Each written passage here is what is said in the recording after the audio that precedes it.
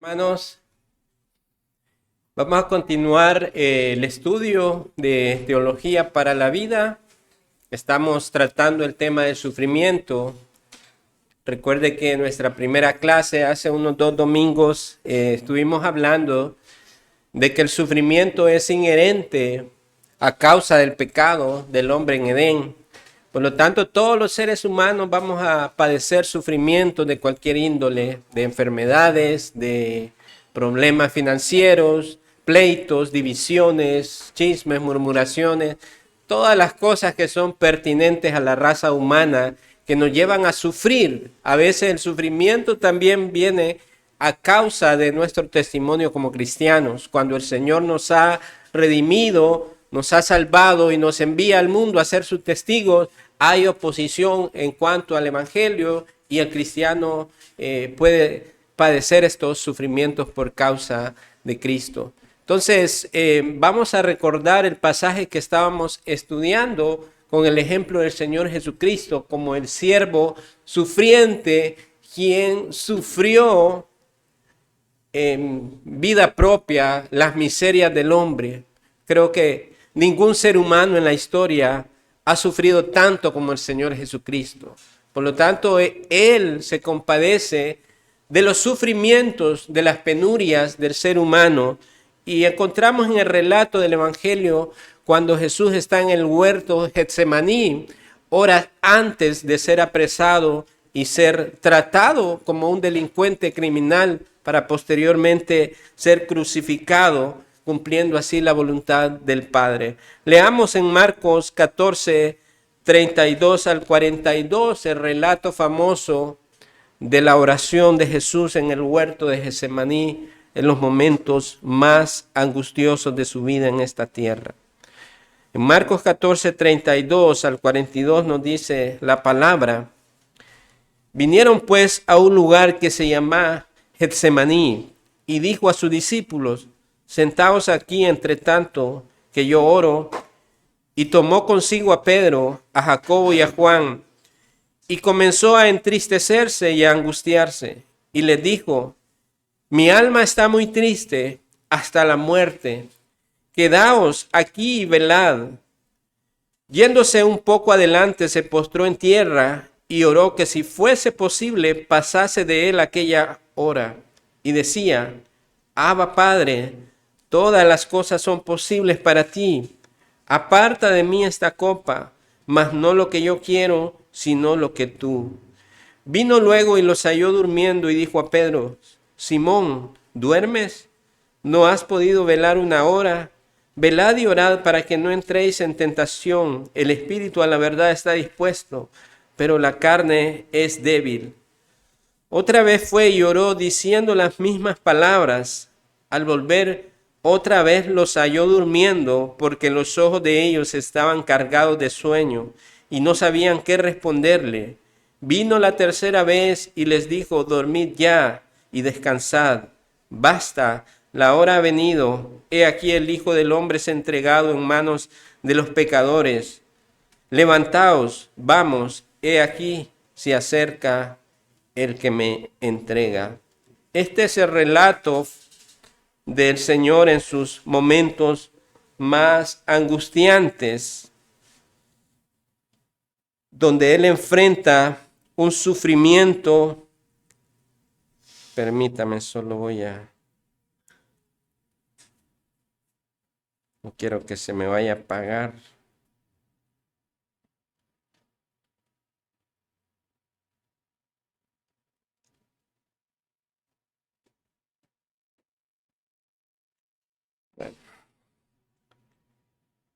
Este es el relato donde el Señor Jesucristo enfrenta los momentos más cruciales de su vida. Él manifiesta ahí la realidad de que está sufriendo a tal grado. Dice que Él lo muestra ahí, que comienza a entristecerse y a angustiarse. Y Él expresa de que su alma está tan triste hasta la muerte. Les expresa estas cosas a sus discípulos. Y usted recuerda que en nuestra primera parte de este estudio sobre el sufrimiento, estábamos hablando que el sufrimiento está ligado a la caída del hombre en Edén. Ahí es donde todos estamos representados en nuestros primeros padres. Por lo tanto, el pecado vino a este mundo y todos los seres humanos están destituidos de la gloria de Dios a causa del pecado, lo que ha ocasionado que la tierra también esté bajo maldición y toda la raza humana con ello también sufra los efectos del pecado. Otra de las cosas que mirábamos en esta clase era que Jesús en esta batalla en Getsemaní no escondió la realidad del sufrimiento. Él se mostró tal como era en esos momentos de debilidad como todo ser humano. Él no se escondió a sufrir a escondidas. Él no se ocultó en una careta de religiosidad para que no vieran los momentos más difíciles de su vida, sino que Él lo mostró con el propósito de que nosotros entendiésemos que Él se compadecía de nuestras debilidades, pues participó de los sufrimientos, como dice Isaías 53, que lo profetizaba como el siervo sufriente. Así que de ninguna manera Él ocultó esa realidad que estaba viviendo en los momentos más angustiantes de su vida.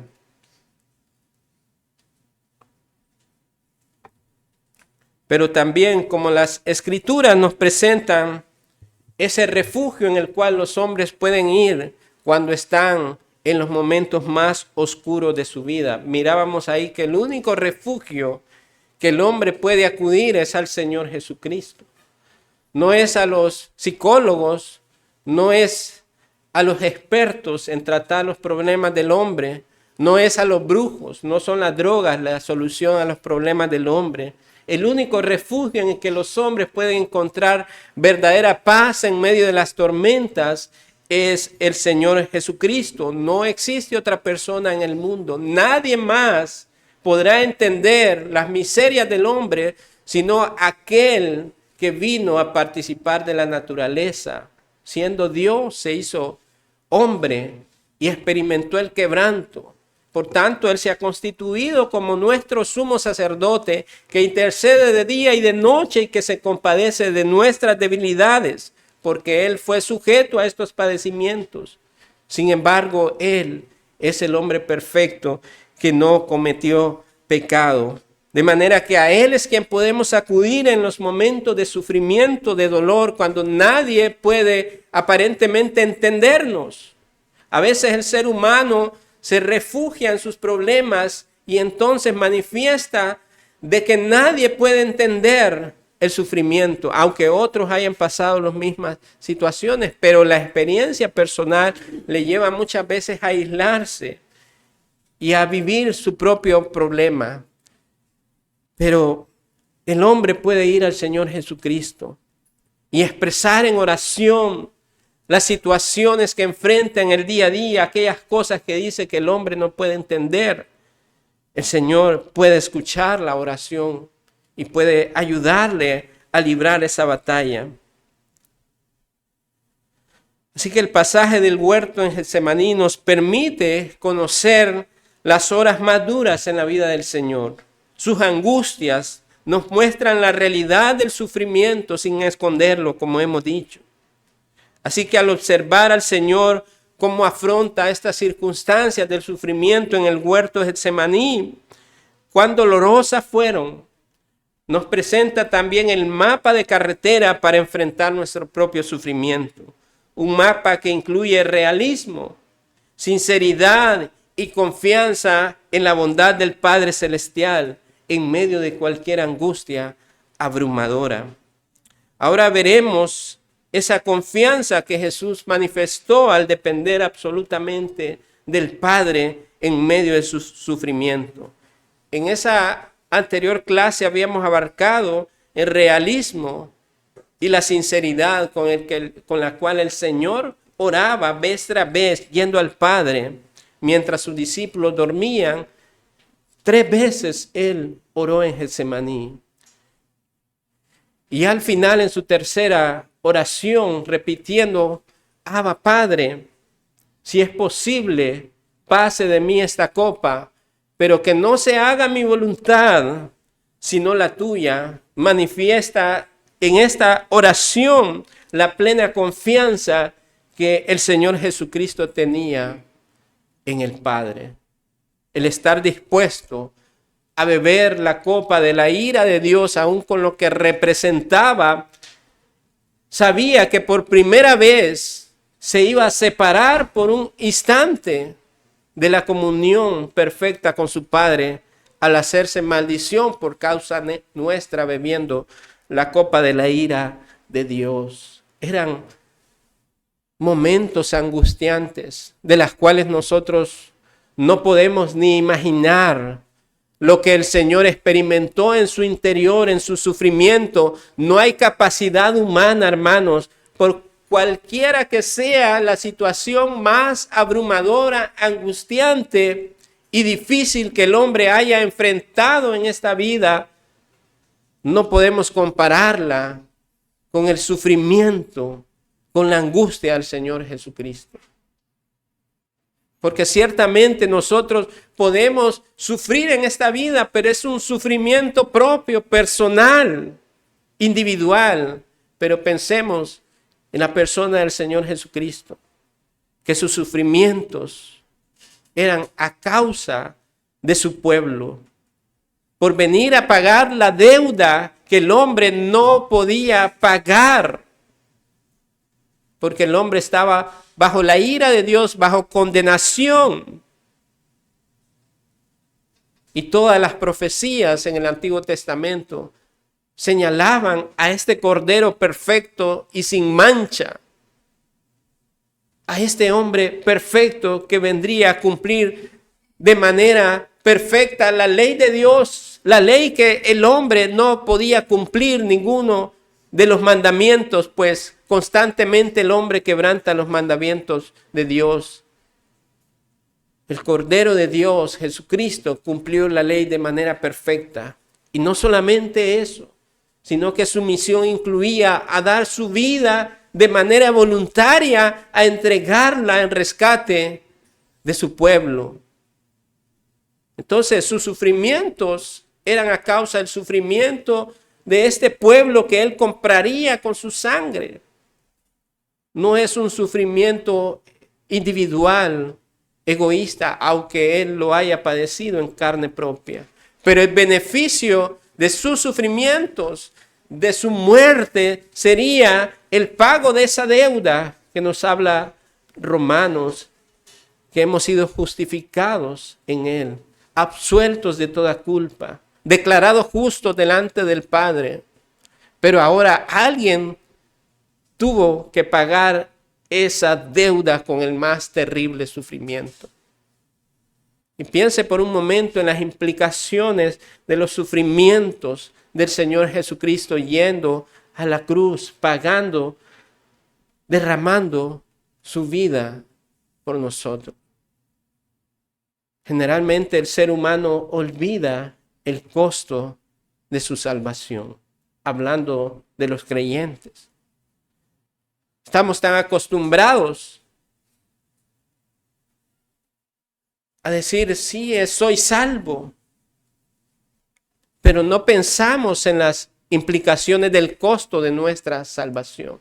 Si nosotros viviéramos con esa comprensión del costo de nuestra redención, lo pensaríamos dos veces en andar incurriendo en pecados, porque el pecado es una traición al Señor, a nuestro Salvador. Muchas veces ya lo asumimos.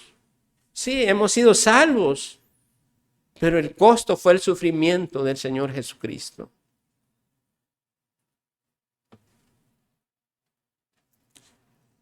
Observe a quién reflejó Jesús en el verso 36, cuando él exclama una vez más.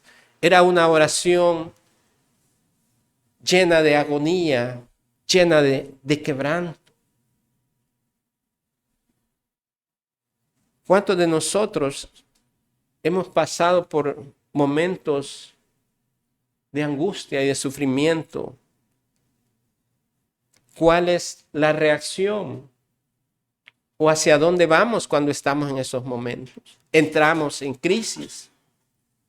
Nos encerramos y caemos en tiempos de depresión. Muchos lo que hacen es encerrarse y sufrir ahí a solas. Pero mire al Señor que Él esta batalla la libra en una oración de manera angustiante, suplicando al Padre. Y ese es el modelo que Él nos deja a nosotros cuando nos encontremos en estas circunstancias mínimas, porque no llegaremos a los sufrimientos del Señor, pero su ejemplo nos invita a esa dependencia absoluta del Padre, así como Él se sometió al Padre sabiendo lo que iba a acontecer con su vida. Él decía, Abba Padre, oraba. Jesús dice, Padre 2 veces. Esto es más significativo de lo que parece a primera vista, hermanos, cuando leemos esa exclamación. Jesús lo dice una vez en arameo y otra vez en griego orando, como para enfatizar algo de absoluta importancia. La realidad de que su Padre está universalmente a cargo de todo lo que sucede. Él sabía que el Padre estaba controlando todas las cosas, incluso su sufrimiento. Y una de las cosas que debe de suceder en esta mañana al escuchar este mensaje es que debemos pensar que Dios está detrás de todas las cosas que pasan en este mundo. Aunque la mente finita del hombre no lo entienda, Dios lleva a cabo su voluntad aún en el sufrimiento que hay en esta vida presente. Vemos el sufrimiento a través de las guerras, vemos en naciones en Medio Oriente que constantemente están en guerra, en Siria, en la Franja de Gaza, personas muriendo por los bombardeos a causa de la guerra.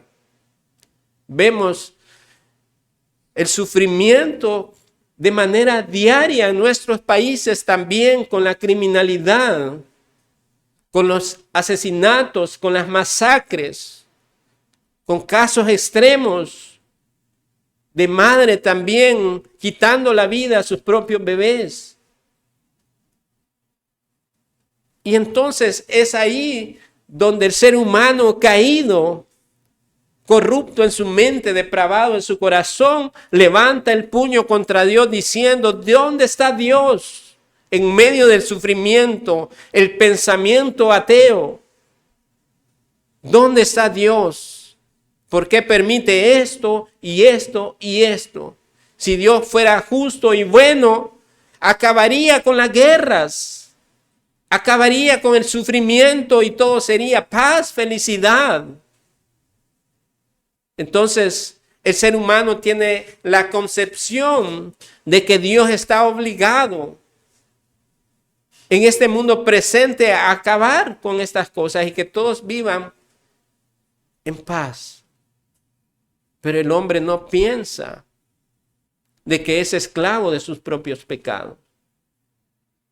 De que el mejor representante desobedeció la palabra de Dios en Edén y que nadie más podía ponerse en ese lugar pensando que yo lo haría mejor. Todo ser humano tenía esa capacidad entonces de desobedecer la palabra de Dios aún estando en su estado de inocencia. Con todas las promesas de Dios y solamente una debía de obedecer y esa precisamente es la que pronto quebrantó. Entonces el pensamiento de dónde está Dios en medio del sufrimiento, nosotros podemos responder dónde está el hombre delante de la presencia de Dios.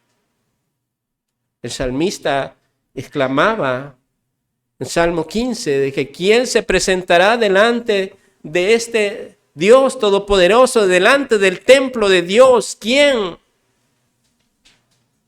Y luego encontramos en el libro de Apocalipsis al apóstol Juan llorando en esas visiones, en esas revelaciones que Dios estaba dando, porque no hallaba ninguno digno de abrir el libro, los sellos, y él lloraba amargamente. Pero recibe consuelo al saber que el Cordero inmolado, él es digno de abrir los sellos. Cristo es el único que tiene el poder para llevar a cabo la voluntad del Padre, los decretos del Padre, para que su pueblo pueda estar también delante de su presencia, justificados por medio de Él. Pero todo el sufrimiento que hay en este mundo, hermanos, es a causa del pecado del hombre. El hombre no puede acusar a Dios. Precisamente Dios ejecuta sus juicios a causa de la maldad del hombre. Eso es su atributo de su santidad, de su justicia. Gracias, hermano. Así que debemos pensar en que aún en medio de ello, aquel que ha sido llamado como pueblo de Dios en Cristo, sabe que Dios está llevando a cabo su voluntad. Sabe que sus juicios son justos y perfectos. Dios lleva a cabo su voluntad aún en el sufrimiento que hay en el hombre. ¿Ha pensado usted que su sufrimiento como cristiano contribuye a su propia purificación en su fe? A su dependencia total en el Señor. Él es quien controla todas las cosas. Aún en la enfermedad que pueda estar pasando, por las crisis que pueda estar pasando, por el luto, por la soledad, por la pérdida de un empleo, por cualquier cosa que sea. Si usted ha sido redimido por la sangre del Cordero de Dios, hay esperanza, hay un refugio, hay un socorro. Nosotros podemos ir de manera abierta, su trono de la gracia está abierto. Y Él espera que nosotros podamos acudir a Él en completa confianza. Pero también cuando vengan esos momentos de crisis, de sufrimiento, de cualquier situación que esté pasando, el llamado como cristianos no es a estar de forma pasiva. No es a acostarnos y ver qué Dios va a hacer con mi vida. No es simplemente a estar quejándonos, llorando por el sufrimiento, aislados y autoconmiserándonos de nosotros mismos. No somos llamados a tomar una actitud pasiva. Imagine al Señor viendo que aquel que había estado con su mesa comiendo lo había traicionado y que pronto estaba por venir y apresar su vida junto con los soldados si él tomaba una actitud pasiva. Pero no vemos al Señor Jesús con actitudes pasivas. Lo vemos valientemente enfrentando la batalla y lo hace en oración, porque nuestras armas de justicia no son carnales, nos dice 2 Corintios, sino poderosas en Dios. Entonces, no podemos tener una actitud pasiva cuando nos encontremos en crisis, porque el Señor no va a actuar con gente pasiva. Si usted quiere ver la mano de Dios obrando en medio de la adversidad, debe volverse a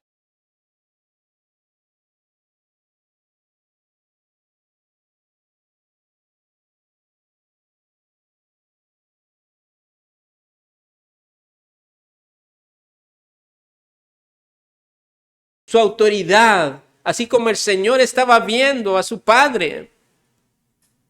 Padre, si fuera posible de mí pasar esta copa, pero no quiero hacer mi voluntad, sino la tuya, aún sabiendo lo que significaba tomar la copa de la ira de Dios. No debemos ser pasivos, hermanos. Es cuando más debemos fortalecernos en el Señor, acudir a Él en oración, hacer esta batalla de rodillas. El capítulo 8 de Romanos, en el verso 28, un famoso versículo que lo sabemos de memoria. Nos dice, y sabemos que a los que aman a Dios, dice, ¿qué dice? Todas las cosas le ayudan para bien. Esto es, a lo que conforme a sus propósitos son llamados, ¿verdad? Entonces, pero hoy en día, ¿qué vemos? Hay gente que usa este versículo como que si fuera un amuleto que le va a resolver el problema de lo que está sucediendo y recitarlo como un mantra, como que si algo va a suceder. Pero ese pasaje de la Escritura no está ahí para que lo recitemos como un mantra, esperando de que si lo repito, algo va a pasar. Nos gusta ponerlo en camisetas o en stickers porque es una hermosa promesa de Dios para su pueblo. Pero qué lejos está el contexto de ese pasaje de lo que en verdad significa. Porque solo es a través de la experiencia del sufrimiento que estas palabras se vuelven real en nosotros. Estas palabras de Romanos 8:28. En primer lugar, el pasaje no es para toda persona, hermano. No es para recitarlo en un cumpleaños a cualquier persona, aunque ésta sea incrédula. Es un pasaje exclusivo para el pueblo de Dios, para los cristianos. ¿Por qué? Porque ahí se nos dice que sabemos que a los que aman a Dios, ¿quiénes son los que aman a Dios? Los incrédulos. No, ellos aborrecen a Dios. Ellos andan en tinieblas. Pero los que aman a Dios solamente pueden ser su pueblo, que han sido redimidos, que han sido justificados, que Dios les ha dado un corazón nuevo, les ha dado en medio de la fe en el Señor Jesucristo, les ha dado el don del arrepentimiento para que tengan una nueva naturaleza, nuevos afectos de los cuales puedan amar a Dios, obedecer sus mandamientos, deleitarse en su santa ley.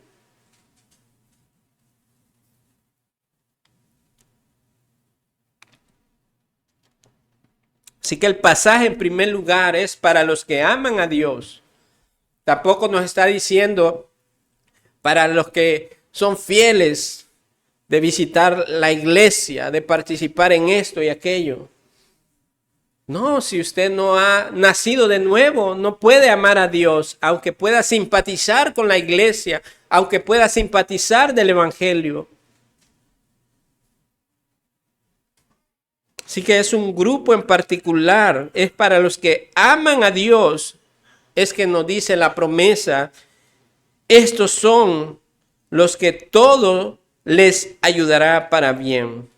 No hay ninguna cosa en el cristiano que no contribuya para el bien de su santificación, de su perfección en Cristo. Aún nuestro propio pecado, hermanos. El cristiano peca de pensamiento, de acción. Pero cuando pecamos, lejos de haber un deleite y un disfrute, hay una tristeza, hay una angustia que nos abate. El cristiano no peca en paz, hermanos. Pero aún nuestro pecado se convierte en la manera en que Dios nos santifica y nos llama a apartarnos de todo pecado que nos asedia. Para que la próxima vez podamos estar más vigilantes de ese pecado que nos asedia y lo evitemos en oración y en la fortaleza del Señor.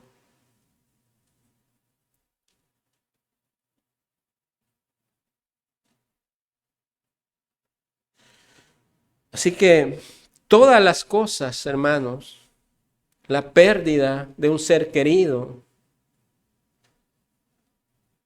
la pérdida de un trabajo, la crisis que está pasando con sus finanzas, las deudas. Piensa en cualquier situación que pueda estar viviendo en este momento. Si usted ama a Dios, todas estas cosas contribuirán a su santificación, a su perfección. Entonces pensaremos, si estoy en esta crisis financiera, debo revisar por qué razón he llegado a este estado. Quizás estoy más gastando de lo que debo de gastar. No estoy siendo fiel. Entonces, estas cosas Dios nos ayuda en su palabra y la obra del Espíritu nos exhorta para que nosotros podamos cambiarla y podemos trabajar en ellas. Esa es la manera en que todas las cosas contribuyen para bien. No siendo pasivos, sino yendo a la fuente de vida que es el Señor. Yendo en oración, pidiendo que nos libere de estos pecados. Todas las cosas ayudan para bien a los que aman a Dios. Pero para los incrédulos, las cosas no les ayudarán para bien.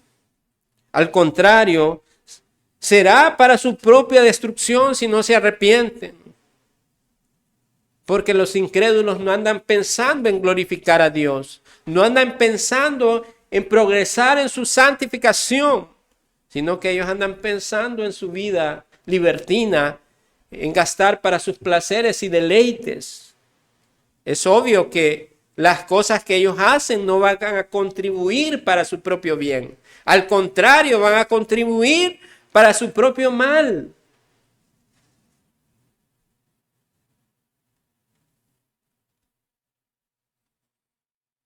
Y si no se arrepienten, entonces la ira de Dios vendrá sobre ellos. Las cosas ayudan para bien a los que aman a Dios. La pregunta es, ¿ama usted a Dios? No hablamos aquí de un amor romántico, sentimental, de corazoncito, de mariposita, donde muchas veces la gente se llena la boca. ¡Ay, yo amo a Dios! ¡Qué lindo es Dios! Dios es lo más lindo en mi vida, pero vive un desorden en su vida. ¡Qué bello es Dios! Dice, pero ni se congrega. Solo Dios puede juzgarme, Dios es lindo. Y sí, Dios te va a juzgar y lo va a hacer con su ira santa. Entonces, la gente tiende a romantizar a Dios. Habla de un amor barato. Ni siquiera piensa en las implicaciones del amor de Dios y la correspondencia del hombre hacia ese amor. En primer lugar, ningún hombre puede corresponder al amor de Dios. Eso es imposible. Solamente es a través del nuevo nacimiento que viene con el arrepentimiento y la fe en el Señor Jesucristo que Dios da un nuevo corazón a ese hombre. Y dice que derrama su espíritu en nosotros, Romanos nos dice, y derrama su amor de manera abundante. Es a través de ello que nosotros podemos amar a Dios. ¿Ama usted a Dios? Amar a Dios significa negarnos a nosotros mismos. Amar a Dios es combatir nuestro pecado diario que nos asedia.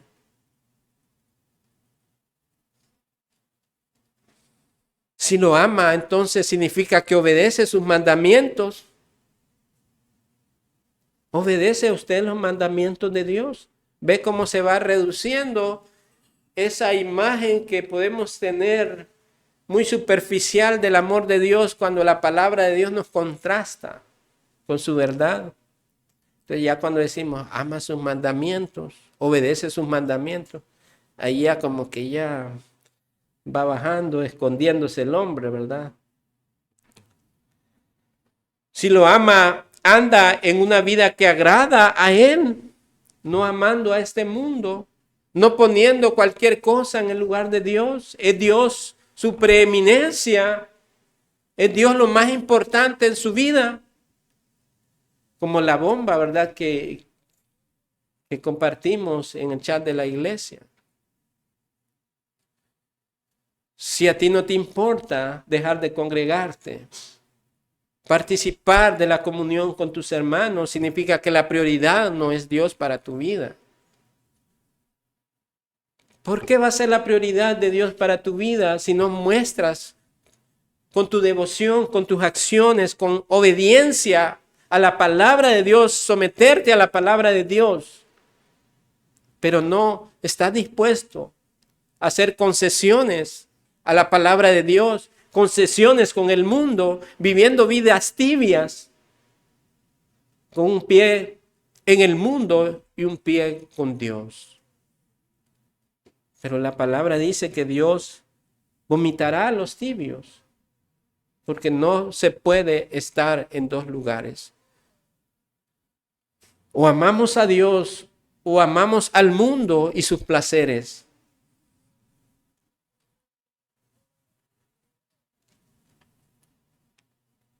Si usted entonces en verdad ama a Dios, obedece sus mandamientos, lucha contra su pecado, entonces sí, usted es de esos, de todas estas cosas que le suceden, le ayudarán para bien, porque Dios las estará usando para el bien de su alma. ¿Por qué razón se nos dice en esta escritura que todas las cosas ayudan a bien para los cristianos? Porque hay un propósito en este santo llamamiento. Y así lo dice, esto es a los que conforme a su propósito son llamados. Entonces, parte de los sufrimientos, de las adversidades que enfrentaremos en este mundo, es parte de la manera en que Dios trabaja en nuestra santificación, en nuestra conformación a la imagen de Cristo. ¿Por qué habremos de estar exentos al sufrimiento cuando nuestro Señor, nuestro amo, nuestro Dios padeció en su propia vida todas estas cosas? Spurgeon decía de que si queremos llevar una corona de oro en el cielo, es necesario que llevemos también una corona de espinas en esta tierra. De manera ilustrativa con lo que pasó nuestro Señor, ¿verdad? No hay exaltación si no hay humillación. Así que es necesario que nos humillemos delante de Dios, ante la poderosa mano de Dios. Y nos dice la Escritura, para que cuando sea el tiempo, seamos exaltados. Pero es necesario pasar por tribulaciones. Para esto fuimos llamados y es el propósito de nuestra vida cristiana. Hay grandes historias de cristianos que sufrieron en esta vida a causa de la fe. Y cómo este versículo de Romanos 8:28 cobró vida para ellos, brindándoles aliento y esperanza. Puedo recordar a una mujer llamada Corrie ten Boom. No sé si lo pronuncio bien, pero es parte de la biografía de cristianos que han sido perseguidos. Era una holandesa que en la Segunda Guerra Mundial ella escondía a judíos. Y tenían una relojería como negocio y ellos tenían partes donde ocultaban a los judíos cuando los soldados nazis venían y andaban en esa persecución. Pero alguien traicionó a esta familia y les fue a decir a los nazis que ellos estaban escondiendo a judíos.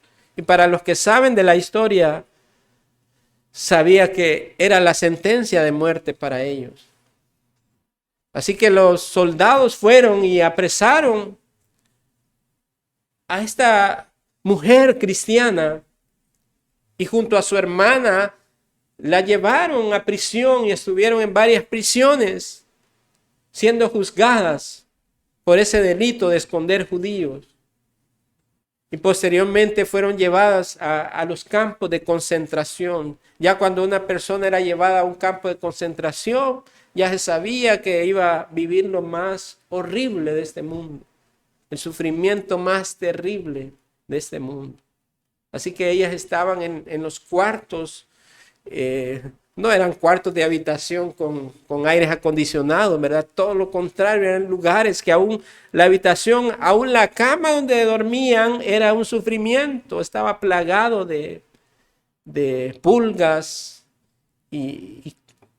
o sea, todo lo que los nazis construyeron era para tortura de las personas. Pero en la experiencia de ella, aún en esas penurias, ella alentaba a su hermana y cantaban al Señor y recordaban las promesas de Dios. Seguramente ese pasaje era uno de los que alentaba su vida. Todas las cosas ayudan para bien a los que aman a Dios. Su hermana fallece en medio de ese sufrimiento. Luego, con los años, Corrie logra salir de ese campo de concentración, es liberada y luego dedica su vida a andar viajando para testificar acerca de la gracia de Dios que la sostuvo en los sufrimientos más difíciles, en los que cualquier persona desearía que le quitaran la vida, pero ella se sostuvo. El Señor la sostuvo en esos momentos de sufrimiento. Pero es ahí en la experiencia, hermanos, del sufrimiento, donde la palabra de Dios se encarna en el cristiano, donde toma sentido y propósito. ¿Por qué razón el Señor inspiró a estos hombres como Pablo a escribir sus cartas y alentar a iglesias que estaban pasando persecución? El Señor en su gracia, en su multiforme sabiduría nos ha dejado estos escritos para que cuando vengan los momentos más difíciles que podamos enfrentar en esta vida presente, podamos afirmar nuestra fe aún más, para que nuestra fe crezca en medio de la tribulación. Hay muchas historias que podríamos relatar acerca de misioneros dando su vida en las selvas, en lugares donde pierden la cabeza por testificar de Cristo. ¿Qué los llevaba a esos lugares? ¿Qué los llevaba a soportar el sufrimiento? Sino que tenían su mente como Moisés, como nos dice en Hebreos 11. Ellos, como Moisés, despreciaron las riquezas de este mundo. Moisés despreció ser llamado hijo del faraón con toda la riqueza, la gloria y esplendor que representaba la nación más poderosa en ese mundo antiguo. Él despreció esas cosas. ¿Y qué fue lo que abrazó, hermanos? Sino ser parte del sufrimiento con su pueblo. Nosotros también, hermanos, fuimos sacados de ese mundo. Renunciamos a la vanagloria de este mundo, a la oferta de este mundo, porque Satanás se presenta a los hombres ofreciéndole que si le adoran, le dará todos los reinos del mundo. Y muchos están involucrados en ese sistema de maldad. Pero aquellos que han sido llamados, sacados del mundo, redimidos por la sangre de Cristo, ahora tienen una nueva constitución de vida, una nueva ciudadanía y son parte ahora del pueblo que ha sufrido durante toda la historia de redención. Ahora, si hemos de sufrir, lo debemos de hacer como cristianos y no como impíos.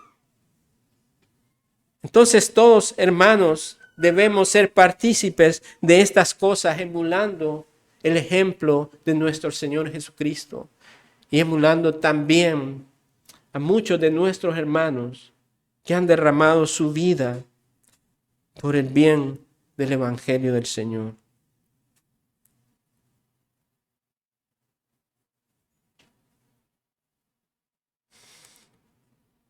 Pablo también fue alguien que no escondía sus debilidades.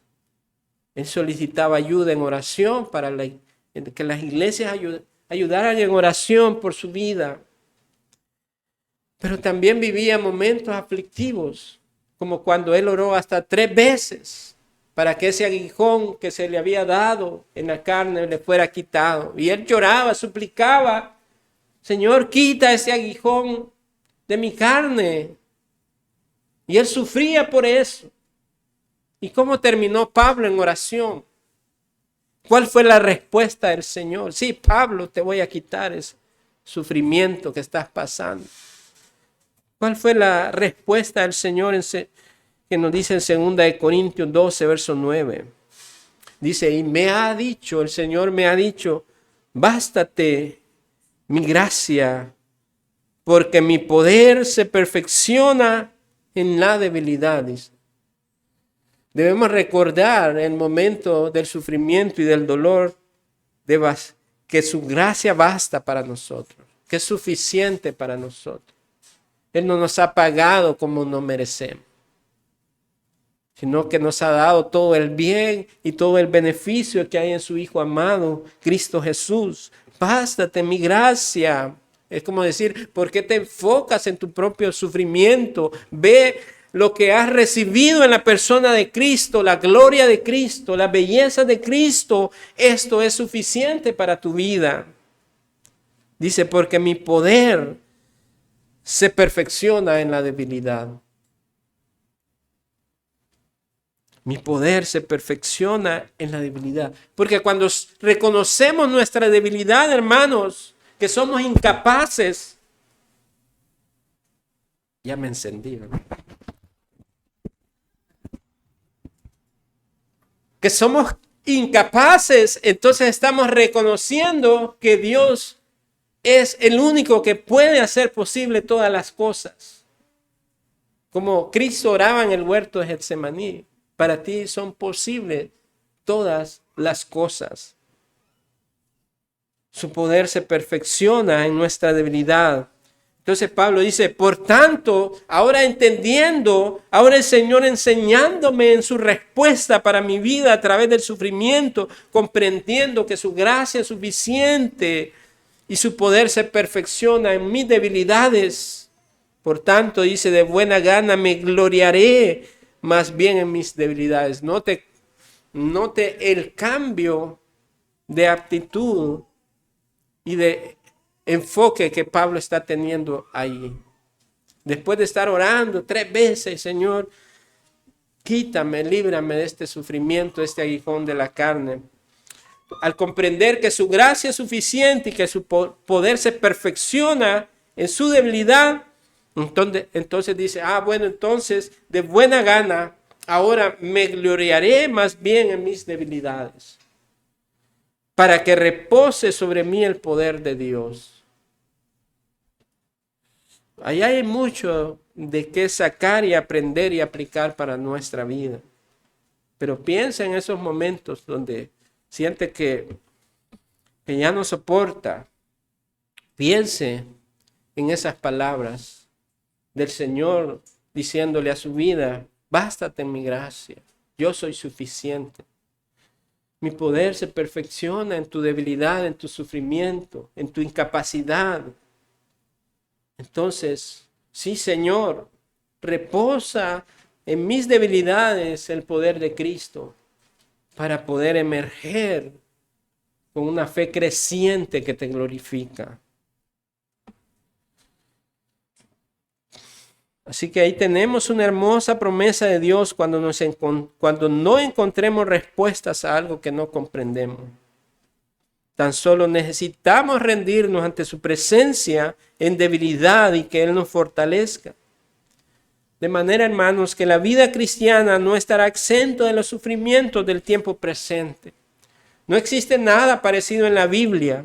Es por esa razón que son falsos maestros los que hacen promesas ilusorias a las personas. Cosas como que Dios quiere que vivas bien, sin enfermedades, sin escasez, sin sufrimientos. Por eso es que la Biblia habla de los falsos maestros que promueven esta fe ilusoria en las personas. Porque eso proviene de Satanás, quien es el que tuerce las escrituras para engañar. Primera de Pedro 4:12 al 13 dice: amados, no os sorprendáis del fuego de la prueba que en medio de vosotros ha venido para probaros, como si alguna cosa extraña os estuviera aconteciendo. Antes bien, en la medida en que compartís los padecimientos de Cristo, regocijaos para que también en la revelación de su gloria os regocijéis con gran alegría. Entonces la palabra nos manda que no nos sorprendamos cuando venga este fuego de la prueba, como si fuera algo extraño, ¿verdad? Es extraño para los que viven en este evangelio anatema de la prosperidad, de que tengan escasez, de que no alcancen sanidad y pasan reclamando sanidad. ¿Dónde está mi salud, Señor? Es ilegal que permanezca mi cuerpo. ¿Dónde están mis millones? Los jugadores famosos tienen millones, decía este falso apóstol. ¿Dónde están mis millones, Dios? Yo que te sirvo. Pero para ellos es extraño porque no pertenecen al pueblo de Dios. Sin embargo, para el cristiano no le debe de tomar por sorpresa estas cosas. Debemos glorificar a Dios en todo momento. Recordaba también una hermana que hace unos años fue invitada en una parte de las conferencias de la iglesia de John MacArthur. Era una hermana que ha permanecido parapléjica en su silla de ruedas por gran cantidad de años. Y ella cuenta la experiencia de que cuando es una experiencia traumática, ¿verdad? Haber perdido su movilidad. Y cuando estaba en esos primeros años de sufrimiento, a ella la llevaban a campañas, creo que hasta con Benny Hinn anduvo en ese tiempo, para que oraran y se levantara de aquella silla. Así sucede, ¿verdad? Muchas veces la gente anda esperando, va a venir aquel Cash Luna, dicen que tiene esa don de sanidad, allá lo llevan y todo. Así anduvo ella muchas veces. Hasta que conoció al Señor verdaderamente y vino a la fe en Cristo. Y ella oraba, dice en algunos momentos: Señor, si tú quieres sanarme y levantarme, pues gloria a ti. Pero llegó a entender que aún en medio de la situación que estaba viviendo, ella podía glorificar al Señor, testificar de Cristo, no importando cómo estuviera en los miembros de su cuerpo. Con tener una mente lúcida, con tener el habla, con poder escuchar, ella podía ver la gracia de Dios, la bendición de Dios, que lo tenía todo en Cristo y que nada podía impedir el ser un testimonio para la gloria de Dios. Ahí tenemos también el muchacho que nació sin brazos y pies, que es conferenciante, también anda en varias partes del mundo. No sé si es cristiano, aunque habla algunas cuestiones cristianas. Pero nada es un impedimento, hermanos, para glorificar a Dios en nuestra vida a través de cosas traumáticas que podamos vivir. El Señor convierte nuestro sufrimiento en una manera de glorificarle, en dar un testimonio público a la iglesia y al mundo. Así que debemos enfrentar el sufrimiento como Cristo lo enfrentó, depositando toda confianza en la soberanía de Dios, viendo la realidad que estaba viviendo, aceptando el sufrimiento como parte de la vida, pero haciéndolo de la manera correcta, glorificando a Dios. Si alguno padece como cristiano, no se avergüence, sino glorifique a Dios por ello. Concluyamos entonces en esta mañana, hermanos, con algunas aplicaciones que estas aplicaciones desprenden desde el primer estudio acerca del sufrimiento como una teología para la vida. En primer lugar, debemos reconocer que el sufrimiento es a causa del pecado. Nadie está exento a no sufrir, ni siquiera porque sea cristiano. Estamos en un mundo caído y nuestros cuerpos son corruptibles. Sin embargo, usted puede estar seguro en Cristo que aún los sufrimientos le ayudarán a ser fortalecidos y a ser más santo, aguardando la promesa de la ciudad celestial, donde no habrá más llanto ni dolor. En segundo lugar, no niegue el sufrimiento, sea lo más realista. No busque ocultar sus sufrimientos, eso solo le llevará a la destrucción.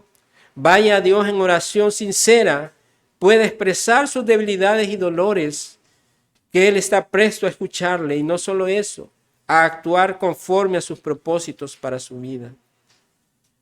En tercer lugar, nunca piense que nadie puede entender sus sufrimientos, o no desestime los padecimientos de los demás. Recuerde que Cristo experimentó los más horribles sufrimientos que un ser humano pudo experimentar en esta tierra. Aprenda de cómo Cristo de manera real lo enfrentó en oración delante de su Padre, sometiéndose a su voluntad aún en su propia muerte. En cuarto lugar, busque el apoyo de sus hermanos en la fe. No está solo. No viva ocultando silenciosamente el sufrimiento. Lo mejor que podemos hacer es hablarlo, permitir que otros oren por usted y sentir el amor de Dios a través de su iglesia.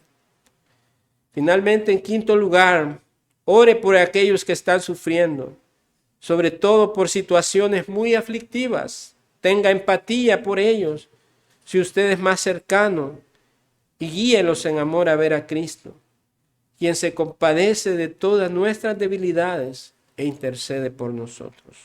Amén. Terminemos en oración. Padre amado, te damos gracias en esta mañana que nos has dado de poder indagar sobre estos aspectos inherentes a la vida del hombre en su caída, como lo es el sufrimiento, Señor. Entendiendo que los sufrimientos, Padre, vienen producto de nuestro pecado. A veces el sufrimiento viene por nuestra desobediencia, nuestra negligencia, Señor. Por dejar de lado, Padre, tus mandamientos. Ayúdanos a corregirnos, Señor.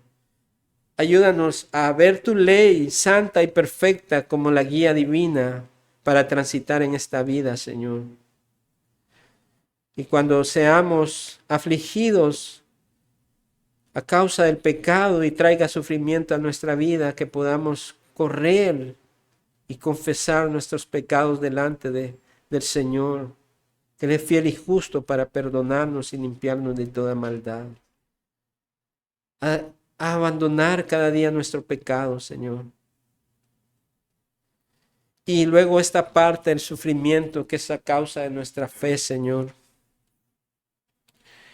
Esto es una bendición y es un don de la gracia divina, el sufrimiento por causa de la fe. Que podamos llegar, Señor, a esta etapa de ese sufrimiento que te glorifica a causa del testimonio como hijos de Dios, Señor, cuando somos perseguidos dentro de nuestras propias familias, por el mundo, en el trabajo, en donde quiera que sea, Señor, que salgamos gozosos glorificando tu nombre porque hemos sido hallados dignos de padecer por tu nombre. Y que no nos avergoncemos cuando padezcamos como cristianos. Al contrario, Señor, que sean las marcas distintivas que te pertenecemos a ti, Señor. Estas cosas oramos, Señor, en Cristo Jesús, Señor nuestro. Amén.